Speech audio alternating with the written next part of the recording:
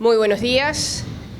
Sean todos bienvenidos a lo que es la continuidad de unos ciclos por el desarrollo.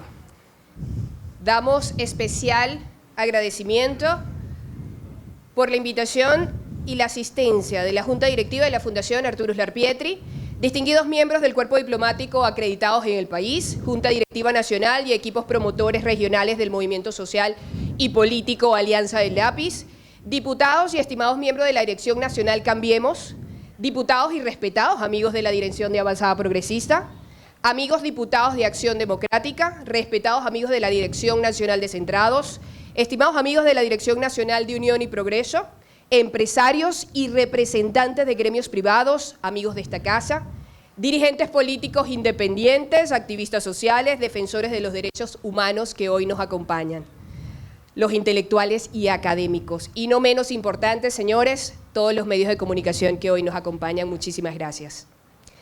Damos inicio así a un ciclo de foros por el desarrollo titulado Integración, Innovación y Democracia. Este conversatorio es la continuidad de una agenda de repensar a Venezuela. El país ha sido testigo de cómo la Casa Uslar Pietri hemos propiciado escuchar voces de todos los extremos. Este ciclo de foros se inició con el ilustre presidente del gobierno español, José Luis Rodríguez Zapatero. Luego siguió con la profundidad del ensayista español Juan Fernández Miranda, director del adjunto diario de ABC de España, con quienes nos referimos a la obra del guionista de la transición, para ahondar en la vida de uno de los hombres clave de la postdictadura de Francisco de Franco, don Torcuato Fernández Miranda. En nuestro afán de avanzar en un esfuerzo mancomunado por alimentar el Plan Nacional de Desarrollo que hoy los venezolanos reclaman, nos damos el gusto de recibir y compartir con todos ustedes el pensamiento de una de las mentes más prolijas de nuestro continente. Al abrirse el compás de una agenda de altísimo nivel, con los más destacados actores internacionales, hoy tenemos el inmenso honor de recibir al expresidente de Colombia, Ernesto Samper Pizano.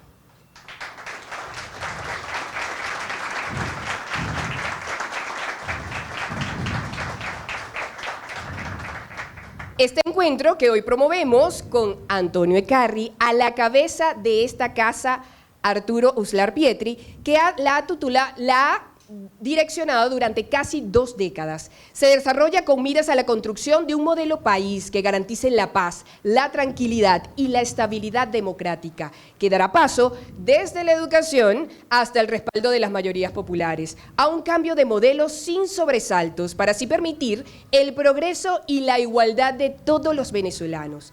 Hoy, desde la sala José Rafael Revenga, y es que no podría ser otro espacio que representara mejor este venezolano, que lleva por nombre el que hizo su destacada trayectoria a través de repensar a Venezuela. Así es, para mí un honor presentar al presidente de esta casa y promotor de estos ciclos de foros por el desarrollo, el doctor Antonio Ecarri. Muchísimas gracias. Gracias, Tairí. Gracias a todos por estar aquí hoy. Veo ilustres, además venezolanos que nos acompañan el día de hoy. Quiero además darle la más cordial bienvenida a estos foros al presidente de la Asociación Bancaria de Venezuela, José María Nogueroles, que está acá con nosotros. Además lo saludamos muy especialmente. Secretarios generales, jefes de los partidos, los alcaldes, la alcaldesa del municipio, alcalde de San Juan de los Morros, los alcaldes de San Sebastián de los Reyes y de Palo Negro, del municipio Libertador de Aragua, diputados a la Asamblea Nacional, profesores, historiadores, analistas políticos, encuestadores, exministros, un público muy calificado para recibirle, presidente, porque todos estamos interesados en recuperar a Venezuela. Y recuperar a Venezuela pasa por entender el entorno en que estamos hoy, el entorno latinoamericano, el entorno iberoamericano.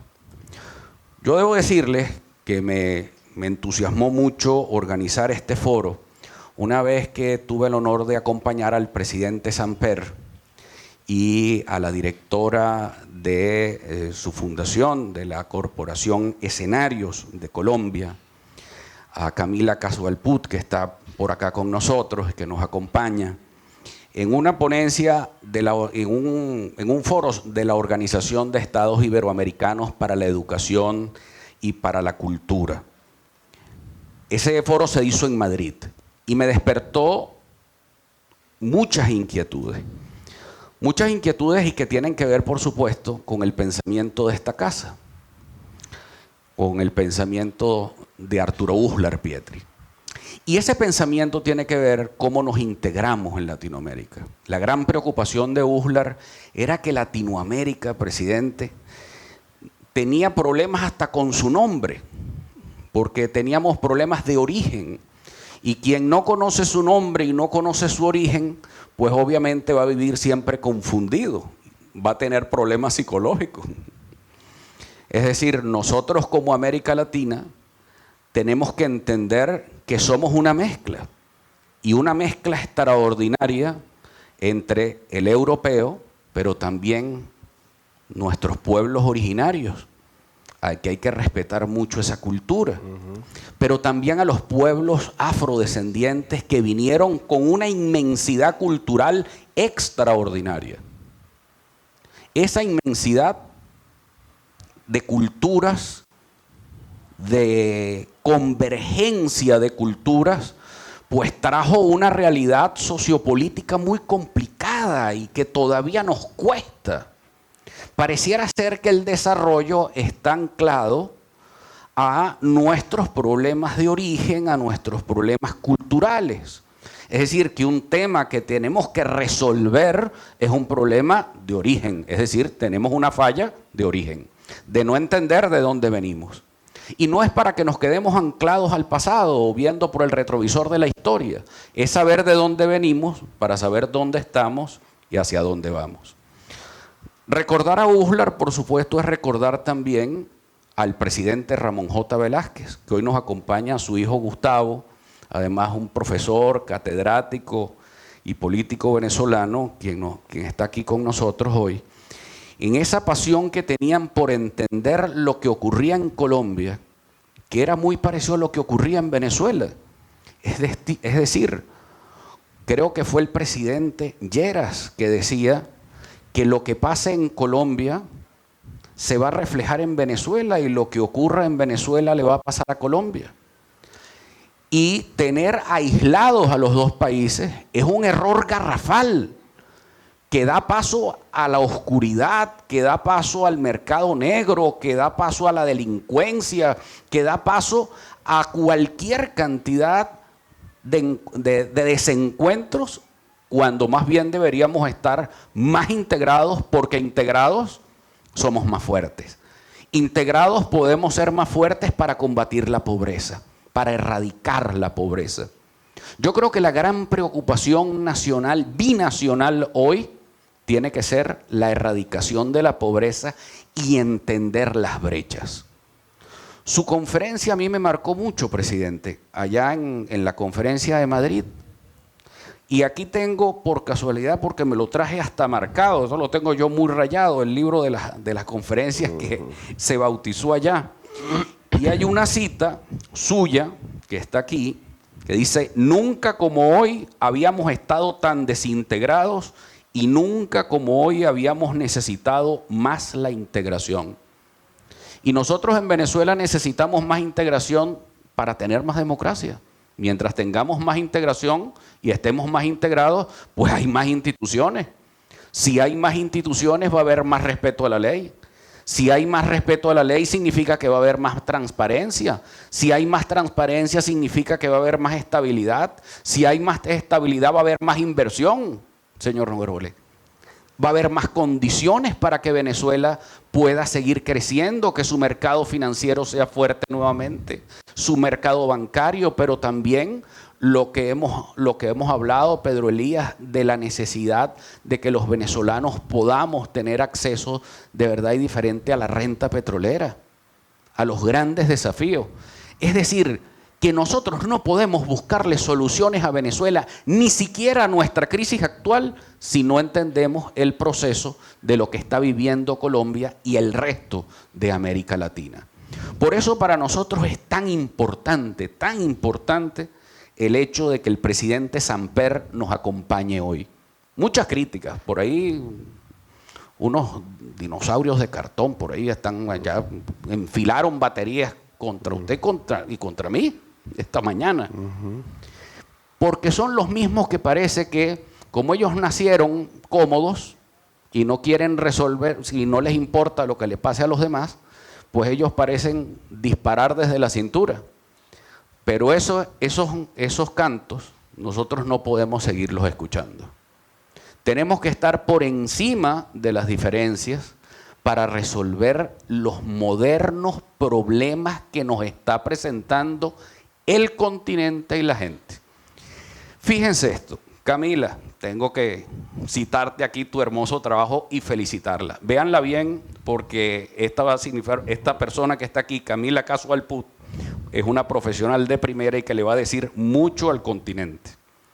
Fíjense, concretamente, la creación de la agenda digital para América Latina y el Caribe. Yo llegué entusiasmado directo a hablar con Andrés Aular y a hablar con Gonzalo Díaz, nuestros alcaldes, para ver cómo montábamos proyectos para conectarnos con esa presidencia de España en la Unión Europea a partir de mayo, pero tenemos que estar integrados nosotros primero y tenemos que entrar nosotros a la OEI. Porque imagínense ustedes lo que pueden ser esos territorios del sur de Aragua, y ahí además podemos tener a San Juan de los Morros y a tener muchas zonas, y de Guárico completo.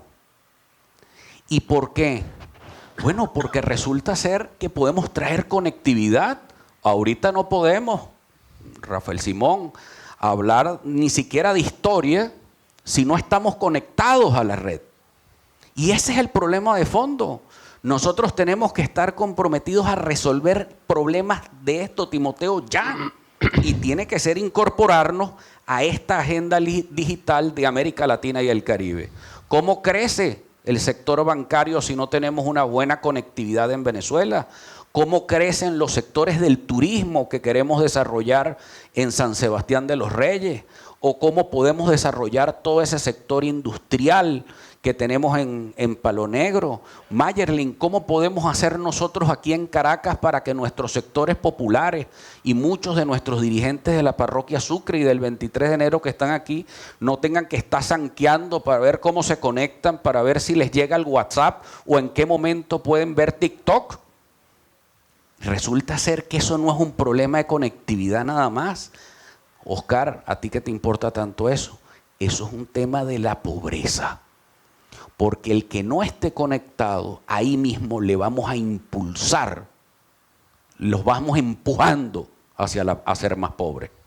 Entonces esta agenda, fíjense lo que dice, busca promover el desarrollo del ecosistema digital mediante un proceso de integración y cooperación regional, fortaleciendo políticas digitales que impulsen el conocimiento, señores del lápiz, la inclusión, Indira, la equidad, la innovación y la sostenibilidad ambiental. Tenemos problemas gravísimos en el Amazonas, en nuestro Amazonas venezolano, gravísimo, con el tema de la minería ilegal. Son temas que tenemos que abordar. Pero si no lo abordamos en conjunto, no se van a solventar, Víctor. O sea, no hay manera de hacerlo. Es decir, nosotros no podemos seguir divorciados, sino tenemos que pensar en grande. Ya no pensar en chiquitico. A ver qué es el puestico que me toca ahí en el puesto, en el 24 y en el 25, que van ahí a sentarse con Maduro. No, porque si tú me viste, que si yo te dije, que si él me dijo, bueno, el presidente me invitó al diálogo, ¿cómo no? Con mucho gusto voy. Pero que vaya al país, que no se dialogue con un grupito, ni tampoco con un solo país, sino que se dialogue con el país nacional. El país nacional está muy divorciado del país político, como dirá Arturo Uslar. Y hoy estamos obligados a acercarnos, ¿para qué? Bueno, pero para llevar propuestas claras. Pero tenemos que escuchar lo popular. Las casas del lápiz son demasiado importantes, que son centros de formación, no son centros partidistas, para escuchar a los emprendedores de lo que le vamos a ir a decir al presidente Maduro. Pero yo creo que a ellos también tenemos que decirle que la manera de crecer en el emprendimiento es integrándonos. La mejor manera que tienen los emprendedores de echar para adelante es integrándonos. Que nos podamos integrar a esta sólida agenda porque tenemos un objetivo común, erradicar la pobreza. El presidente Zapatero nos decía que él estaba orgulloso, y lo dijo aquí mismo, que él estaba orgulloso de América Latina y tenía grandes experiencias, grandes esperanzas en América Latina, porque puede ser el gran continente en paz del mundo. Hoy no tenemos guerra, lo que tenemos es guerras de torpezas, que es otra cosa, especialmente aquí en Venezuela. Pero está comenzando una época distinta. Vamos a pasar esa página y vamos a encontrarnos en las cosas que nos unen. Hay un tema que nos une y ese tema que nos une es superar la pobreza. Nosotros creemos que la educación es clave para eso. Incluso en los programas de desarrollo rural, del pequeño emprendedor rural, señor Horta, del mediano productor que es tan importante. Todos necesitamos eso. Y comunicarlo, eso es también muy importante. Entonces el proceso de integración no podemos verlo como una cosa académica que está reducida a unos esquemas. No. El proceso de integración, Larisa, es un proceso de integración grande, fuerte, que nos conviene a todos. Que la persona que hoy está elaborando sus helados en Antímano tiene que ver con el proceso de integración.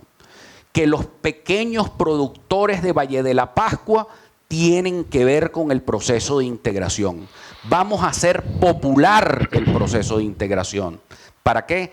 Para que seamos más fuertes económicamente, ser más fuertes políticamente, ser más fuertes en lo transparente, darle nuevas dimensiones a la democracia y dejar esas facturas y esas venganzas para otro momento. Este país no aguanta más sobresaltos, presidente. Usted ha sido testigo excepcional de todos los sobresaltos que hemos vivido aquí. Un país lleno de tristezas, de despedidas, de cosas, ya está.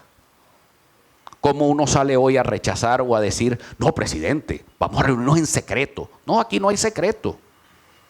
Yo no me reúno en secreto con nadie. Hay que reunirse en público, a cámara abierta, porque los venezolanos merecen eso, como ustedes lo han hecho, Luis Augusto. Eso hay que verlo y eso hay que hacerlo con agendas abiertas, que activemos al país nacional a que todos nos encontremos. ¿Para qué? Para que el país se desarrolle. En el 2024 tendremos elecciones, y eso lo establece la Constitución. Pues que eso es lo normal. ¿Y por qué tenemos que extrañarnos que en el 2024 hayan elecciones? Eso no es noticia nueva. En el 2024 hay elecciones. ¿Y va a haber cambio de gobierno? Sí.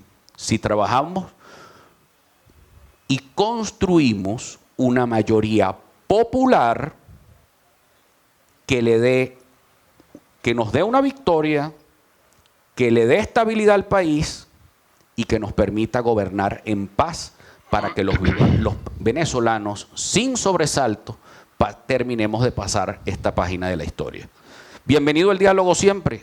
Bienvenido, presidente Samper. Con usted me une muchas cosas. Desde aquel foro de Biarritz hace muchos años en que nos conocimos, el hecho de haber sido concejal, mi admiración siempre por su gobierno, por su esfuerzo por la integración latinoamericana, por su esfuerzo por derribar muros y, por supuesto, su sensibilidad social y su apoyo hacia la educación. Por eso, ahora más que nunca, escuchemos al presidente Ernesto Samper y bienvenido, señor presidente, a la Casa Arturo Uslar Pietri. Muchas gracias, Antonio.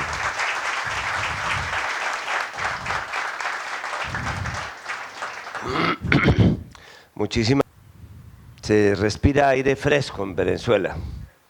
Hacía 4 o 5 años no venía, desde que dejé UNASUR. Estaba concentrado en otros temas como la integración latinoamericana, el tema de la paz. pero se respiran otros aires por el restablecimiento de las relaciones que nunca se han debido deteriorar. Así es. Colombia y Venezuela no solamente deben tener una relación latinoamericana, sino una relación especial por su historia, por sus fronteras vivas. Llegamos a tener 8.000 millones de dólares de exportaciones a Venezuela, presencia de inversionistas colombianos y venezolanos en uno y otro país, pero todo eso es poco significativo en comparación al tema de la integración de la gente. La mitad de los venezolanos que se fueron para Colombia eran colombianos, que han recibido aquí la nacionalidad o que se han venido a vivir cuando las épocas de dificultades de Colombia. Entonces nosotros no teníamos derecho a no tener relaciones, así de sencillo. Pues se respiran nuevos aires. Ya hay empresarios colombianos que quieren venir, empresarios venezolanos que están llegando a Colombia, pero sobre todo ya somos libres de circular por las fronteras, que era algo que es como si pone uno en la mitad de una casa un muro para separar una familia. Se respiran también aires refrescantes con la reanudación del diálogo político y social entre la oposición y el gobierno de Venezuela, que de alguna manera tiene los mismos contenidos que tuvo cuando yo ocupé la Secretaría de UNASUR, y con algunas personas que aquí están presentes, como Timoteo y otras personas, pues logramos sentar las bases de lo que debía ser una nueva propuesta. Siempre sin cambiar el escenario, que era la democracia. Democracia ante todo. Segundo, nunca apelando a procedimientos distintos pacíficos como el diálogo. Y tercero, teniendo en cuenta que había que hacer un reequilibrio de poderes como consecuencia de ese diálogo para que esto funcionara hacia adelante, y había que estabilizar la economía. En esa época era relativamente más fácil, porque había 2 o 3 tasas de cambio, había que ir hacia una sola tasa de cambio, había que buscar una manera de subsidiar ciertos sectores sociales, en fin, medicamentos, alimentos. Hoy día pueden ser más difíciles las circunstancias precisamente por la situación del bloqueo y la situación de sanciones. Es bueno repetir en la mesa que con sanciones no puede haber elecciones. Nadie puede presentarse a una elección con un cañón en la nuca. Venezuela tiene en este momento, resucitó gracias a Ucrania. Se dieron cuenta que Venezuela podía ser una solución global. Bueno, bienvenida a esa posibilidad de solución global, pero siempre manteniendo su autonomía y manteniendo las posibilidades que tiene de desarrollar su propio camino. Y también un aire refrescante, porque aquí de alguna manera se comenzó a forjar la paz con el ELN, que es la cereza del pastel que nos faltaba por lo menos para la solución de la paz política en Colombia. Y celebro que sea aquí, que es un país hermano, fraterno, que entiende la importancia que para Colombia, después de 50 años de conflicto armado y 10 millones de víctimas, tiene el encontrar una salida negociada, no violenta al tema este. Y también, ¿por qué no refrescante por la presencia de personas como tú, que comienzan a ocupar el escenario político, que comienzan a debatir, a participar, a interpelar? En eso consiste la democracia. Y yo me voy contento de saber que hay personas nuevas que al lado de los experimentados, ya los que somos fase 2 de vacunación, pues han comenzado a desarrollar una nueva propuesta, una nueva narrativa. Y celebro aún más que esa narrativa incluya el tema de la integración. Porque el mundo está viviendo una situación apocalíptica. Si uno suma la pandemia con la guerra de Ucrania, con lo que está pasando con la caída de las economías, el aumento de los precios de los alimentos, pues se puede dar de que hay un panorama apocalíptico. Kafka se suicidaría si viera lo que está pasando. Pero yo pienso, al contrario, que esta es una oportunidad. Y que es una oportunidad para que nosotros repensemos temas como el tema de la integración. Y estamos, de hecho, trabajando algunos equipos que constituyó el presidente Fernández de la Argentina como presidente de la CELAC para relanzar el proceso de integración, ojalá el año entrante. Creo que la llegada del presidente Lula a Brasil nos permite ser relativamente optimistas. Optimistas no porque él tenga una ideología distinta al presidente actual, sino porque él no cree en la integración que tenga como base la ideologización. Eso es importante. Además del virus del COVID-19, a la región le afectó el virus de la polarización ideológica. Y una cosa es que nosotros tengamos compromisos políticos, como no los vamos a tener, ponernos de acuerdo sobre la continuidad de la democracia, sobre el tema de la paz. Esta es una región de paz en el mundo. No solamente porque no tenemos armas nucleares, sino porque no tenemos conflictos étnicos, ni religiosos, ni conflictos propios de la Guerra Fría. Pues podemos hablar de eso, podemos hablar de los derechos humanos, debemos hablar de eso, pero nunca con una connotación ideológica, porque eso acaba con las posibilidades de integración. Son los estados los que tienen la relación, no los gobiernos. Y son los estados los que tienen que comprometerse a darle permanencia a los compromisos internacionales. A partir de esa premisa, entonces, podríamos utilizar la CELAC como un mecanismo de sombrilla en el cual estamos los 34 países incluidos. Podría ser como un punto de llegada a este proceso de integración.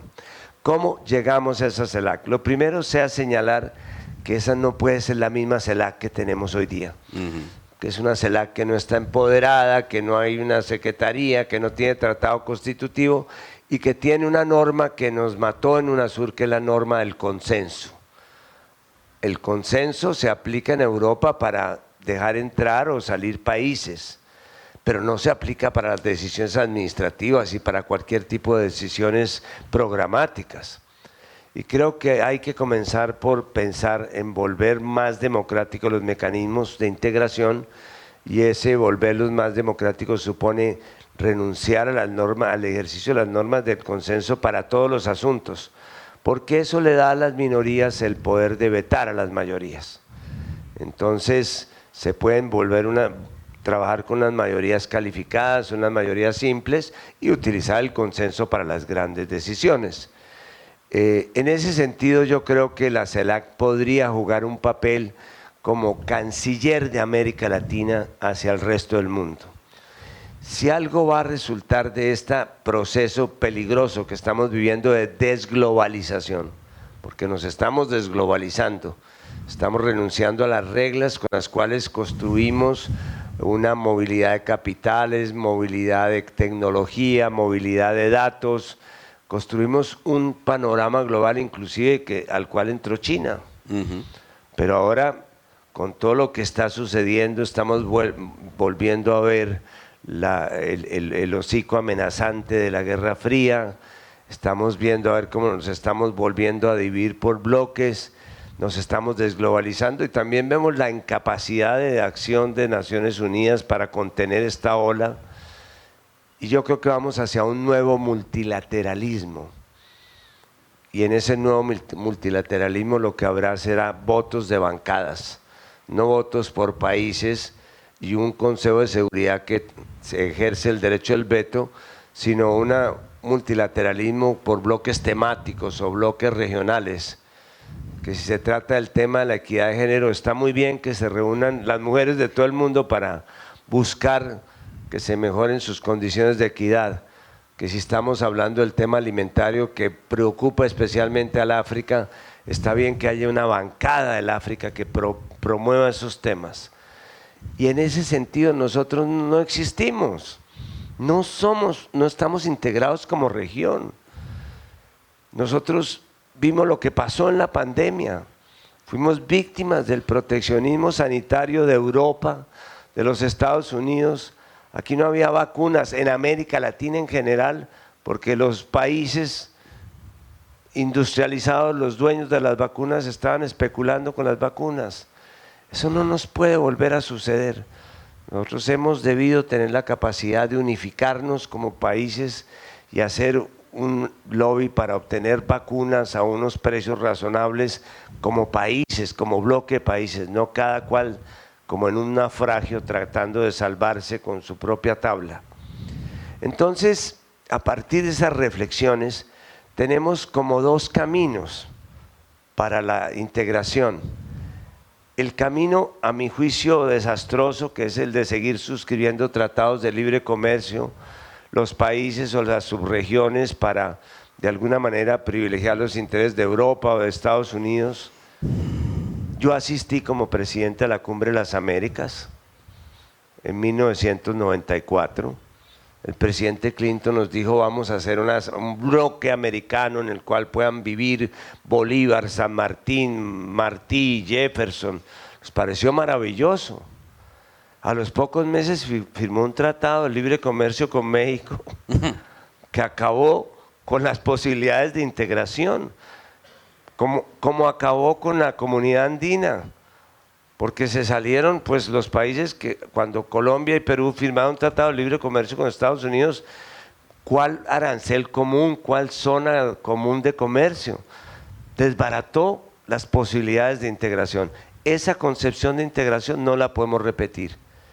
La concepción de integración sobre la que podemos trabajar es construir región. Aquí se trata de construir la región. Es increíble que nosotros no tengamos la capacidad, siendo una sola nación, de avanzar en un proceso de integración. En Europa son 34 naciones distintas que no se entienden entre sí, tratando de construir un proceso de integración, y nosotros no hemos sido capaces de encontrar un norte y un derrotero para la integración. Ese es el propósito principal de reconstruir la integración. Entonces, ¿cómo llegamos a eso? Hay dos caminos. El camino de la convergencia de los procesos subregionales de integración. Hay 10 procesos subregionales de integración que mal o bien están funcionando. Estamos hablando de la Comunidad Andina, estamos hablando de la Alianza del Pacífico, estamos hablando de Mercosur, estamos hablando de la LADI, estamos hablando del Pacto Amazónico, estamos hablando del ALBA, estamos hablando de la Asociación de Estados del Caribe, estamos hablando de CARICOM, estamos hablando del SICA. Existen esos 10. La idea es entonces construir una matriz de convergencia. ¿Qué podemos sumar? ¿Qué podemos desechar? ¿Y en qué se puede especializar cada uno? Y doy ejemplos. La Comunidad Andina, por ejemplo, logró sacar un fondo andino de reservas, que lo conoce aquí nuestro amigo banquero, logró sacar adelante la CAF. La CAF es un banco regional que nació de la Comunidad Andina. ¿Por qué no podemos tener nuestra propia arquitectura financiera regional para financiar nuestros propios proyectos? Y si entra Brasil y los bancos asiáticos que van a través de los BRICS, pues tendríamos mucha capacidad de llegar a financiar, digamos, infraestructura. Aquí nos falta infraestructura. Timoteo, todos estos países hicieron acuerdos de integración pensando en unir el Pacífico con el Atlántico. Y si ustedes miran el mapa, no hay nada que entrecruce el Pacífico y el Atlántico. ¿Dónde está la carretera de Caracas a Buenaventura para darle acceso a Venezuela al Pacífico? El ferrocarril que va de Dos Santos al Perú, que podría evitar el viaje de 15 días en barco con un ferrocarril que en 48 horas podría transportar toda la soya brasileña hasta el Pacífico para exportarla al Asia. El caso de Mercosur. ¿Cuántos de ustedes saben que uno con la cédula de ciudadanía puede circular en Sudamérica porque no necesita pasaporte, con excepción de algunos países, quizás Venezuela. ¿Cuántos de ustedes saben que con el permiso de trabajo de Mercosur, que le da a cualquier suramericano la posibilidad de pedir un puesto hasta por 3 años, es una visa Schengen? Hay que facilitar también la movilidad de las personas. Y yo empezaría entonces con esa reflexión. Construir región no es solamente construir infraestructura o que haya más comercio regional, es también construir ciudadanía. Y yo sí creo que América Latina tiene la posibilidad de reivindicar ante el mundo el concepto de ciudadanía. La ciudadanía no es solamente ser ciudadano de alguna parte. Yo soy ciudadano caraqueño, soy ciudadano venezolano, soy ciudadano colombiano, no. Eso es un sentido de pertenencia geográfica. La ciudadanía también es tener derechos y tener derecho a tener derechos. Y no podemos seguirle dando el tratamiento policivo y criminal a los migrantes. Así es. ¿Por qué estamos luchando porque puedan circular los capitales, que está bien, que puedan circular las mercancías, que está bien, o que debería estar bien si no hay bloqueos? Pero no podemos reivindicar el derecho de los migrantes a circular por el mundo, la movilidad de las personas. Entonces, ahí es donde entra una reflexión profunda, como tú la planteabas. Y es que sí, nos podemos integrar haciendo converger esos mecanismos. El segundo es ampliar UNASUR. UNASUR ha sido la experiencia más compleja que se ha hecho de integración en muchísimos años. UNASUR no era solamente los temas políticos. UNASUR funcionaba como una Unión Europea con agendas sectoriales, con grupos de trabajo, con un instituto de salud en Río de Janeiro, con un consejo de defensa en el cual no jugábamos a ver cómo nos podíamos enfrentar nosotros, sino cómo podíamos enfrentar riesgos comunes como el narcotráfico, el tráfico de personas, el tema de las drogas. Entonces, ese es el concepto que tenemos que trabajar, el concepto de proponer una nueva agenda para la integración. Bienvenida a la reactivación de UNASUR. Hoy día en UNASUR, de los 12 países que estaban originalmente, ya hay 7 que regresaron. Pero se podría abrir la posibilidad de que cualquier país latinoamericano participara en UNASUR como Estado miembro con todos los derechos. Y tendríamos una CELAC fortalecida, empoderada. Pero nos falta algo, y con esto voy redondeando, y es ¿para qué queremos la integración?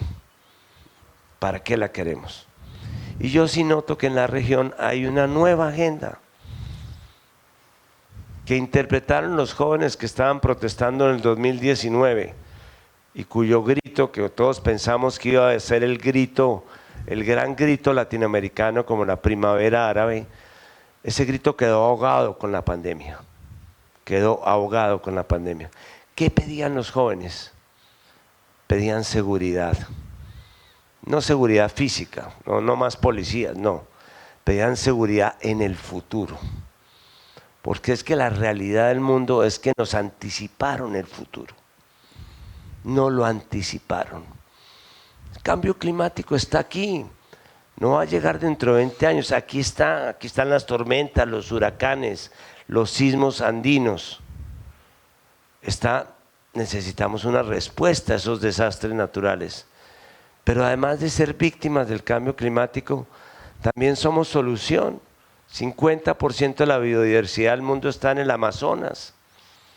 ¿Por qué no reivindicamos el derecho a ser una potencia de vida frente a este caos climático? Que además nos obliga a algo que tienes ahí en el folleto, que fue lo que trabajamos en esta conferencia. Necesitamos hacer una transición ecológica. Una transición ecológica, volver a cazar los sistemas, los ecosistemas. El trabajo que hicieron Humboldt aquí en Venezuela, Mutis en Colombia, a nosotros no nos descubrieron los europeos, Fuimos nosotros los que descubrimos unos tipos que llegaban de un mundo totalmente medieval, que no me oiga Rodríguez Zapatero. No, Europa venía en decadencia, estaba metida en guerras religiosas, protestantes, católicos, financiándose con el oro y la plata americana en las guerras. Para ellos descubrieron, fue un nuevo mundo. Y aquí yo creo que sería posible repetir esa hazaña de que haya una especie de ayornamiento ecológico que nos garantice la autosuficiencia alimentaria. Uno de los grandes problemas sociales que tiene hoy día la región es la insuficiencia de alimentos. Hay 60 millones de latinoamericanos que comen una sola comida diaria, siendo nosotros una potencia productora de alimentos. También que nos garantice la autosuficiencia energética. Tenemos que trabajar energías alternativas. Aquí tenemos hidroelectricidad que no tienen en ninguna parte del mundo. Y tenemos que garantizar también la autosuficiencia en materia de provisión de agua. Todo esto sumado al animalismo, sumado al cambio de proteínas vegetales que sustituyan proteínas animales, el tema de los transgénicos que ha sido un desastre en el mundo, todo eso debería liderarlo la región como parte de su agenda. Ya tenemos ciudadanía, transición ecológica, y yo creo que se podría agregar a esto el tema de la lucha de verdad contra la desigualdad social. Es que no somos el continente más pobre, no es cierto, pero sí somos el más desigual. Aquí hay unas brechas profundas, brechas de género, brechas campo-ciudad, brechas relacionadas con brechas salariales. Y ahora tenemos una brecha que es muy complicada, que es la brecha digital. No tenemos nosotros todo el mundo conectado. El 50% de los latinoamericanos no están conectados. Entonces les estamos negando el derecho a la inteligencia artificial. Para ellos no hay telemedicina, ni teletrabajo, ni telebancarización, que son como los nuevos productos de la era tecnológica. Sé que a ti te preocupa el tema del conocimiento. No estamos invirtiendo en conocimiento, menos del 0,7% del PIB. Y el mundo de hoy está dividido no entre los que tienen y los que no tienen, sino entre los que saben y no saben. Y nosotros estamos del lado de los que no saben. Entonces tenemos que hacer inversiones en redes de conocimiento, en homologación de títulos profesionales para que puedan circular los profesionales que no son admitidos. El venezolano no lo admiten a construir una carretera en Chile y el argentino no puede operar en Bolivia. Esos son los temas de la nueva integración. Muy importante ubicar eso dentro del sueño bolivariano, muy importante ubicarlo en tema de la soberanía. Pero yo estoy seguro que si esos héroes nuestros, San Martín, Bolívar, vinieran hoy día, estarían pensando en temas de cómo vamos a hacer con el tema de la alimentación, cómo vamos a hacer con el tema de la transición ecológica. Entonces abramos la mente a eso. Pero quiero terminar con, yo creo que todo eso que estamos viendo va a terminar bien, o podría terminar bien. Y me acuerdo del cuento de García Márquez, de un señor que se levanta por la mañana y la mamá le dice, aquí va a pasar algo en este pueblo, tengo ese presentimiento. Y él va y le cuenta a los amigos con los cuales juega billar, están diciendo que aquí hay un rumor de que aquí va a pasar algo. Y uno de los billaristas compra una libra de carne y le cuenta al carnicero, y el carnicero multiplica el rumor por todo el pueblo. A las 12 se posa una ave negra en la mitad de la plaza y alguien dice, jamás se había posado una ave negra en este pueblo a las 12 del día. Yo me voy del pueblo. Y coge sus cosas y se va. Por ahí a las 5 alguien dice, yo me voy, pero no le voy a dejar la casa al vecino. Yo voy a meterle fuego a la casa e incendia su casa. Y a las 7 de la noche aparece la vieja en medio del pueblo incendiado diciendo, yo sí decía que aquí iba a pasar algo en este pueblo. Yo pienso que podemos trabajar ese cuento para decir que aquí, en Venezuela, en América Latina, en Colombia, en La Paz y en el mundo puede pasar algo bueno, a diferencia del presentimiento de la vieja del incendio. Muchas gracias, presidente.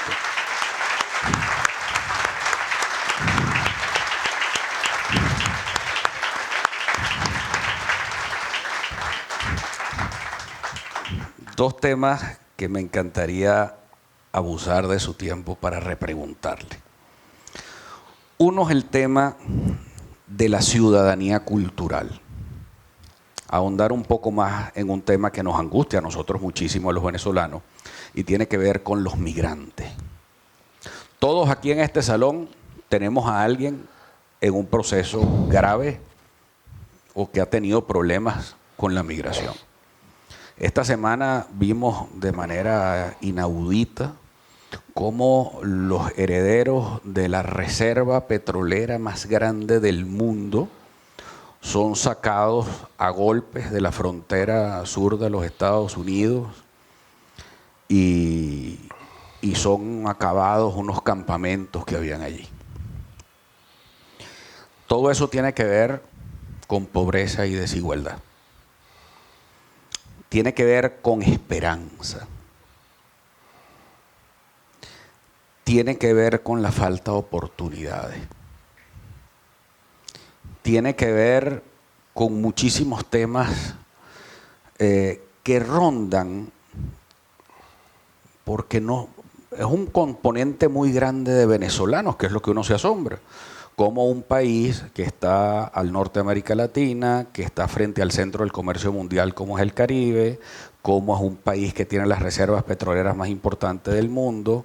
En la visita que estuve en Bruselas, yo siempre lo comento, que me encontré en un foro allí, y en el foro las grandes urgencias de la Unión Europea es el problema energético y el problema alimentario. Y nosotros los tenemos. Tenemos 22 millones de hectáreas, si no me equivoco, ministro Álvarez, que tenemos la posibilidad de sembrar, de cultivar, de reactivarlo. Por supuesto, ojo, con la protección ecológica que podemos ponerle especial atención. Y el tema energético. Resulta ser que nosotros además tenemos los ríos más espectaculares para generar cualquier cantidad de energía por esa vía, pero además tenemos reservas de petróleo extraordinarias, pero todo lo tenemos pero ya es como compararse en un momento y decir, bueno, ¿qué nos pasó? ¿Y cómo hacemos para que todos estos recursos están tan detenidos y obstaculizados por una manera de hacer las cosas? Porque no es por problemas atmosféricos, no es por problemas de las tierras. A nosotros nos encanta el acuerdo con Colombia, y que se esté celebrando aquí el acuerdo con el ELN, pero a mí me encanta. Pero ¿cómo repotenciamos nosotros la industria petrolera en el lago de Maracaibo si no hay paz en la frontera? Es que es un tema de seguridad económica también, pero todo es como un círculo, ¿no? Como algo que va. Pero yo siento y descubrí con su intervención allá en Madrid que de la integración latinoamericana pudiéramos ser uno de los primeros, ¿sabes? Cuando alguien se está cayendo, y va cayendo por un barranco, la primera rama que tomas y te detienes allí. No voy a meterme más con Kiko Bautista, pero la verdad es esa, pero que creo que nos podemos agarrar de la integración latinoamericana. ¿Para qué? Yo creo que es una gran oportunidad, para garantizar democracia, garantizar instituciones, garantizar transparencia, garantizar estabilidad, garantizar un cambio sin sobresalto, garantizar estabilidad para que vuelvan inversiones y nosotros podemos hacer y reactivar nuestra economía. Pero de todas maneras que que entre todos nos duela lo que le pase a cada colombiano, a cada venezolano, a cada peruano, a cada chileno o a cada mexicano, que nos tiene que doler la ciudadanía cultural. Porque no es un problema de Venezuela nada más, ya somos un problema hemisférico. Ahora, creo que usted aquí, como se lo advertí, puede quedar secuestrado. Pero para que nos ayude en cómo salir con una cantidad de potencialidades alrededor que tenemos, pero para encontrarnos de nuevo con el sentido común y que vía la integración bolivariana, a lo mejor es Bolívar iluminándonos otra vez, a que retomemos la ruta y el sendero de los cambios sin sobresalto, con tranquilidad, con paz y desarrollo para que erradiquemos la pobreza. Un comentario largo. Bueno, Antonio, la próxima vez que venga a este escenario, yo me pido hacer las preguntas y tú las contestas. Pero la verdad es que, mira, nosotros hemos tratado bien a los migrantes venezolanos en Colombia, de las pocas cosas que les reconozco al anterior gobierno. Pero no ha sido el resultado de una política oficial, sino yo no establezco diferencias entre un venezolano y un colombiano, ni en sus necesidades, ni en sus posibilidades. Y eso es la gran riqueza de América Latina. En una encuesta reciente que hicieron, le preguntaron a los latinoamericanos, ¿usted dónde le gustaría vivir si no viviera en su país? Y el 72% contestó que le gustaría vivir en otro país latinoamericano. Esa es nuestra gran fortaleza. Esa es nuestra gran fortaleza. Ahora, nadie se va de la casa por voluntad propia. Nadie abandona su hogar por voluntad propia. La gente se va porque tiene dificultades económicas, o porque hay un desastre natural, o porque hay un conflicto armado. Y obviamente el deseo de todo migrante, pues finalmente es regresar. Pero para que eso se dé, tenemos que cambiar el concepto político de las migraciones. Hoy día a los migrantes los tiene estigmatizados, criminalizados, inclusive son víctimas de propuestas xenofóbicas de partidos de derecha.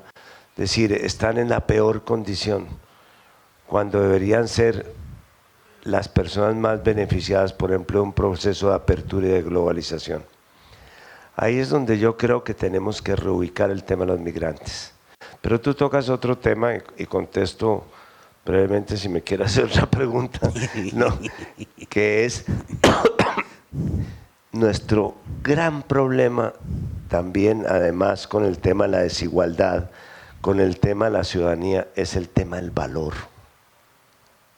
No generamos valor.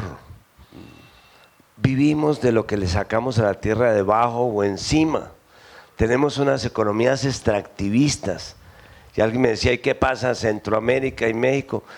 También tampoco generan valor, están haciendo maquila. Están haciendo maquila, traen materias primas, le agregan valor, y eso es lo que estamos sacando. Mientras que nosotros no reactivemos los sectores productivos y no tengamos el concepto de valor, no vamos a tener la posibilidad de tener un continente autosuficiente productivamente. Y no estoy hablando de grandes empresas. En la región hay 10 millones de pequeñas y medianas empresas. Lo que tenemos que crear son cadenas incluyentes de valor. El mundo de hoy está todo funcionando a través de cadenas de valor. Le doy un ejemplo colombiano. Hoy día una libra, Maripili, ¿cuánto produce una libra de café? 52 tazas. Una libra de café, buen café colombiano. Ustedes tienen algo ahí en la frontera, pero no es tan bueno. Deja que nos reactivemos. Un buen café colombiano se vende en Europa a 2 euros la taza de café. O sea que una libra produce 100 euros. ¿Sabes cuánto recibe esos 100 euros el cafetero colombiano? No más de un euro con 50. ¿Quién se queda con el resto? el que lo transporta, el que lo almacena, el que lo asegura, el que hace la propaganda de Juan Valdés. Es decir, esos son los que se quedan. En el mundo de hoy, si no montamos cadenas logísticas para crear valor, estamos perdidos, porque no podemos seguir apelando a que somos que tenemos mestizaje, sí, muy importante, que tenemos sincretismo religioso, muy importante. Todo eso nos define como concepto de nación. Pero si no somos capaces de crear empleo y de superar este síndrome de que el 56% de los trabajadores latinoamericanos son informales, no estamos jugando en las canchas que nos toca jugar. Entonces, valor, ciudadanía, transición ecológica, son temas de la nueva agenda de integración. Y quiero dejarles ese mensaje final. No solamente son los mecanismos de integración, que por supuesto que hay que recrearlos, fortalecerlos y sacarlos adelante. Es el qué van a hacer esos mecanismos, a qué se van a dedicar. Y ahí es donde tenemos nosotros que ubicarnos. Quedó cortica, pues. Le tengo otra pregunta. No. Bueno, de verdad, muchísimas gracias al presidente Ernesto Samper por acompañarnos hoy, por esta puerta que se nos abre para la integración. Y una última cosita así, presidente. A ver. ¿Usted es optimista con la democracia venezolana? Sí, soy optimista porque la comparo un poco con la democracia colombiana, que a pesar de vivir 50 años de conflicto armado, cuando los colombianos a través del diálogo logramos superar el tema de la amenaza armada, apareció un candidato progresista que pudo demostrar que había alternativas en Colombia. Petro es el primer candidato de izquierda que hay en Colombia en 200 años. En 200 años. O sea, y eso fue posible porque nosotros de alguna manera hicimos un diálogo que nos llevó a una paz que queremos consolidar en este momento. Yo creo que Venezuela, hasta donde yo pude ver en UNASUR y sigo viendo, nunca ha pensado en cambiarse de estadio. Nunca ha pensado que el camino no es el de la democracia. Ahora, en ese escenario puede que haya cambios de equipos de fútbol, que aparezcan Messi como tú, que pueda meter otros goles, pero hay reglas, y son reglas que todo el mundo comparte. Y en ese sentido me parece que si se preserva eso, si se preserva el diálogo, de verdad si le quitan las condiciones de bloqueo y si se encuentra una salida para que regresen los migrantes venezolanos, nadie, si le ofrecen condiciones, dice no quiero regresar a casa. Y ya veremos, dentro de 4 años aquí estaremos comiendo pan de jamón en Navidad.